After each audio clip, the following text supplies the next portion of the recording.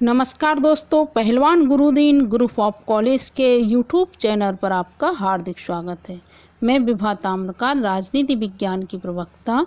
यदि आपने हमारा चैनल अब तक सब्सक्राइब ना किया हो तो प्लीज़ सब्सक्राइब करें, लाइक करें, शेयर करें और बेल आइकन बटन अवश्य दबाएं, जिससे हमारी सारी नोटिफिकेशन आपके पास सबसे पहले पहुँचें। आज दोस्तों हम पढ़ाएंगे राजनीति में सत्ता की क्या भूमिका रहती है। सत्ता का अर्थ, परिभाषा, सत्ता से संबंधित चर्चाएं हम आपसे आज करेंगे।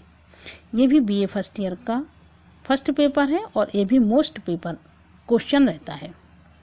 ये पेपर में अधिकांश आता है।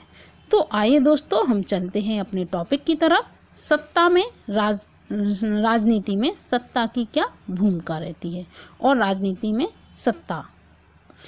सत्ता को राज व्यवस्था रूपी शरीर की आत्मा कहा जाता है। क्या कहते हैं? सत्ता को राज व्यवस्था रूपी शरीर की आत्मा कहते हैं। यदि शक्ति, प्रभाव और नेतृत्व का मूल उपकरण है और नीति निर्माण, समन्वय, अनुशासन और प्रत्योजन, यदि राजनीतिक प्रक्रिया सत्ता के आधार पर ही संभव होती है, ये सब आदि बातें हैं सत्ता के आधार पर ही संभव होती हैं। औपचारिक एवं अनौपचारिक दोनों ही प्रकार की संगठनों में सत्ता को महत्वपूर्ण स्थिति प्राप्त होती है और राजनीतिक जीवन में सत्ता की अवहेलना नहीं की जा सकती है। राजनीतिक जीवन में तो सत्ता प्रमुख ही है, इसकी अवहेलना नहीं की जा सकती है। कोई व्यक्ति या व्यक्ति समूह बिना औपचारिक सत्ता के होते हुए भी एक विशेष परिस्थिति में सत्ता धारण किए रह सकता है। लोकतंत्र में सत्ता का अधीनस्थों अर्थात जनता के द्वारा स्वीकृत किया जाना महत्वपूर्ण होता है। राज्य व्यवस्थाओं में राजनीति में सत्ता की मात्रा को बढ़ाना आवश्यक तथा महत्वपूर्ण होता है। राजनीतिक लक्ष्यों की सिद्धि इसी से संबंधित होती है और बहुत अधिक सीमा तक इसी पर निर्भर रहती है। यदि हम सत्ता में हैं तो हम कुछ कर सकते हैं, बहुत कुछ कर सकते हैं देश के लिए, देश की जनता के लिए, व्यक्तियों के लिए। तो राजनीति में सत्ता की बहुत अधिक भूमिका होती है। हमारे पास सत्ता है तो हम अपने देश के लिए, अपने देश के नागरिकों के लिए अच्छे से अच्छे साधन जुटा सकते हैं, अच्छी से अच्छी व्यवस्था कर सकते हैं। यदि हम सत्ता में नहीं हैं या हमारे पास कुछ सत्ता नहीं है तो हम कुछ नहीं कर सकते हैं। फिर क्या होता है? समाज विज्ञानों के अंतर्राष्ट्रीय ज्ञान कोश के अनुसार सत्ता को कई प्रकार से परिभाषित किया जा सकता है। जैसे सत्ता की अनेक व्याख्याएं की जा सकती हैं, किंतु अपने सभी रूपों में सत्ता शक्ति, प्रभाव एवं नेतृत्व से जुड़ी हुई है। सत्ता की कई लोगों ने अनेक परिभाषाएं की हैं। जैसे बीज के अनुसार दूसरों के कार्यों निष्पादन को प्रभावित या निर्देशित करने का औचित्यपूर्ण अधिकार सत्ता है।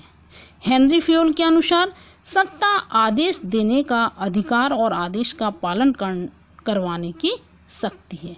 यदि हम सत्ता में हैं तो हम आदेश दे सकते हैं, हमारा अधिकार है, और अपने आदेशों का पालन भी करवा सकते हैं। एलन के अनुसार सौंपे गए कार्यों को निष्पादन को संभव बनाने हेतु प्रदान की गई शक्तियों एवं अधिकार सत्ता कहलाती हैं। जो हमने सौंप दिए हैं वह हमारा अधिकार है कि हमें आपको सौंपा है और ये हमारी शक्ति भी है, तो हम सत्ता में हैं तो ये सब हम कर सकते हैं। तो सत्ता वह वैधानिक शक्ति है जिसके आधार पर अधीनस्थों को काम करने के लिए कहा जा सकता है तथा उन्हें बाध्य किया जा सकता है, और आदेश के उल्लंघन पर आवश्यकता अनुसार प्रबंधक उनके विरुद्ध अनुशासनात्मक कार्यवाही कर सकता है, यहाँ तक कि उनको कार्य से भी पृथक कर सकता है। सत्ता में इतना पावर होता है क्योंकि सत्ता हमें प्राप्त होती है, तो सत्ता आ जाने पर ही हमें पावर होता है। और क्योंकि सत्ता अस्थायी तत्व है, सत्ता जब तक हम सत्ता में हैं तो हमारे पास पावर है, और हम सत्ता में नहीं है तो हमारे पास पावर भी नहीं है। तो सत्ता एक अस्थायी तत्व भी होती है कि हमें पावर सत्ता में होना जरूरी होता है पावर के लिए। तो कई विद्वान हैं जिन्होंने सत्ता को निर्णय लेने, आदेश देने और आदेश का पालन करवाने वाली उच्च स्त्री शक्ति के रूप में परिभाषित किया है। सत्ता के औपचारिक पक्ष को या मात्र कानूनी पक्ष को ही दृष्टि में रखा गया है तथा इस प्रकार से परिभाषित सत्ता के केवल एक ही पक्ष को स्पष्ट करती है। सत्ता आदेश देने वाली उच्च स्तरीय शक्ति है। जब हम सत्ता में आएंगे तो हमें शक्ति मिल जाएगी।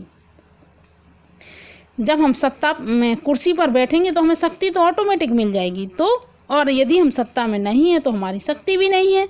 लेकिन केवल इस स्थिति के कारण ही सत्ताधारी के आदेशों का पालन नहीं होता है। आदेशों के पालन का एक आधार अधीनस्थ अथवा जिन्हें निर्देश दिए जाते हैं उनकी सहमति होती है।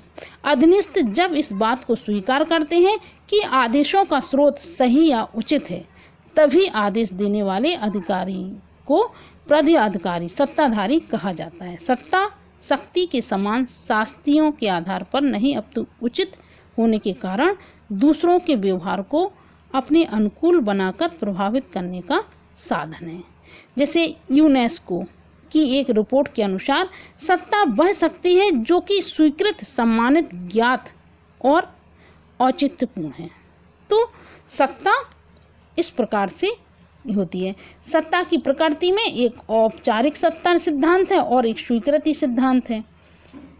सत्ता का जादू, जैसे मैकाई औपचारिक सत्ता सिद्धांत में जैसे मैकाईबर ने कहा है कि शासन का जादू, एक व्यक्ति जो आदेश देता है वह भले ही अपने अधीनस्थों से अधिक बुद्धिमान हो, अधिक योग्य हो और किसी भी दृष्टि से अपने सामान्य साथियों से श्रेष्ठ ना हो, कभी कभी तो उसका स्तर इन सबसे हीन भी हो सकता है, लेकिन वह सत्ता की स्थिति में होने के कारण आदेश निर्देश देता है और उसके आदेशों का पालन किया जाता है। शासन का जादू, कभी कभी आपने देखा होगा कि IAS PCS इतने बड़े बड़े इंटेलिजेंट लोग, पावरफुल जो सत्ता में व्यक्ति रहते हैं, उनके आगे पीछे घूमते हैं। तो क्या है, यह शासन का ही जादू है कि अच्छे पढ़े वो नेता चाहे अनपढ़ गंवार हो, चाहे इतना पढ़ा लिखा ना हो, यदि वह नेता बन गया है तो अच्छे अच्छे पढ़े लिखे उसके आगे पीछे घूमते हैं। ये कहते हैं शासन का जादू।